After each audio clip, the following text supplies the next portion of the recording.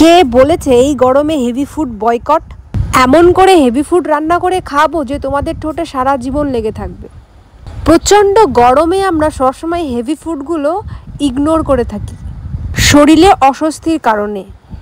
গরমে একটু heavy food অস্বস্তিকর হলেও গরমে কিন্তু হজম শক্তিটা বাড়ায়। হেভি ফুড তোমার যেরকম প্রবলেম হবে, হজম ক্ষমতাটাও কিন্তু গরম সেভাবেই ধরে রাখবে।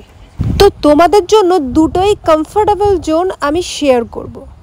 আজ আমি করব সিম্পল সাদাসিধে একটা ইলিশ মাছ ভাপার রেসিপি। তো কিভাবে এটা করলাম আর কেন এটাকে সিম্পল সাদাসিধে বললাম, তো সেটাই তোমাদের সাথে শেয়ার করব। সাধারণত ইলিশ মাছে জিরা, কাঁচা লঙ্কা, সর্ষে ছাড়া অন্য কোনো মশলা আমরা ইউজ করি না, কারণ ইলিশ মাছের নিজস্বতা বলে একটা ব্যাপার রয়েছে, সেটা নষ্ট হয়ে যায় অন্য বেশি ম্যাক্সিমাম মশলা ইউজ করলে। তো এই তিনটে উপকরণ দিয়ে আজকে বানাবো ইলিশ ভাপা। তো তার জন্য দেখো 4টে মাঝারি সাইজের ইলিশ নিয়ে নিয়েছি। এগুলোকে সুন্দর করে কেটে একটা প্লেটে নিয়ে নিলাম আর সেটাই তোমাদের সাথে শেয়ার করি। তো দেখতে পাচ্ছ মাঝারি সাইজেরই রয়েছে। তো এটা ষষ্ঠী উপলক্ষে এনেছি, অন্যবারের মতন এবার আর হয়নি। তো প্রথমেই আমি লবণ হলুদ মাখিয়ে মাছটাকে সুন্দর করে রেখে দেবো ঢাকা দিয়ে। তো তারপর যে মশলার উপকরণ রয়েছে, মশলা বলতে তেমন কিছু না, জিরা, কাঁচা লঙ্কা, নুন, হলুদ। আমি এখানে সর্ষেটা দিইনি, যেহেতু ভাপা করব তাই জন্য জিরা বাটাটাই যথেষ্ট রয়েছে। চাইলে তোমরা তেজপাতা দিতে পারো, তো স্কিপও করতে পারো। তো দেখো মাছগুলোকে আমি প্রথমে হলুদ মাখিয়ে নিলাম, তারপর ওর পরে একে একে মশলাটা দিয়ে দেবো।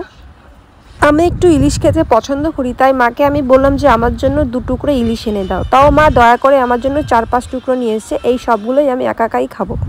তো তারপর না এটাকে সুন্দর করে মাখিয়ে তার উপরে একটু জল দিয়ে আর অনেকটা সর্ষের তেল দিয়ে আমি এটাকে ভাপাবো। সত্যি কথা বলতে কি, এটা একটু ঝোল ঝোল করেছিলাম, গ্রেভিটা একটু বেশি করেছিলাম, যেহেতু তোমাদের প্রথমেই বলেছি সিম্পল সাদাসিধা। একটু ঝোল ঝোল করলে মশলার পরিমাণটা একটু গায়ে কম কম থাকবে। সর্ষে তেলটা বেশ পর্যাপ্ত পরিমাণে দিতে হবে, এই তেলটাই কিন্তু বেশি টেস্টার না। তোমরা ভালো মতনই জানো, একটু হেভি ফুডে তেল বেশি না দিলে সেই খাবারটা ভালো হয়, কিন্তু তেলটা বেশি দিলে একটু আরেকটু টেস্ট হয়। তো দেখো একটু লাইট করেছি এটাকে, এবার এটাকে ভাপা করব। তো আমরা ভাপাটা ম্যাক্সিমাম সময় যখন ভাত রান্না করি ভাতের হাঁড়ির ভেতরেই দিয়ে দিই।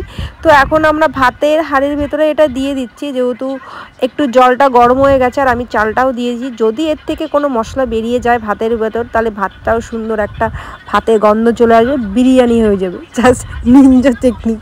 তো তোমরা কে কীভাবে ভাপা করো আমাকে প্লিজ জানিও। তো প্রায় 45 মিনিটের উপরে ভাপিয়েছি। তোমাদের যদি প্রয়োজন হয় তোমরা আলাদাভাবেও জলের বসিয়ে তোমরা ভাপাতে পারো, আমি তো ভাতের ভেতরেই ভাপিয়েছি। তো এবার এটাকে আর কি খোলার পালা, মানে দেখানোর পালা এটা কতটা হয়েছে। আমার তো মনে হচ্ছে পুরোপুরি হয়ে এসছে, তোমরা কি বলো? তো এভাবেই কিন্তু আমরা করি বাড়িতে, আর আমি ফার্স্ট টাইম করলাম। তো দেখো মোটামুটি কিন্তু ঠিকঠাক হয়েছে, দেখেই কিন্তু বোঝা যাচ্ছে, খেতে কিন্তু সেই হবে। এইবার একটা কাঁচা লঙ্কা, ও মাই গড, সঙ্গে গন্ধরাজ লেবু আর সাদা সাদা রাইস, জাস্ট অসাধারণ, একবার ইমাজিনেশন করো। তো আমি রেডি হই নেক্সট ভিডিওর জন্য, তোমরা আমার চ্যানেলটাকে সাবস্ক্রাইব করো। টাটা।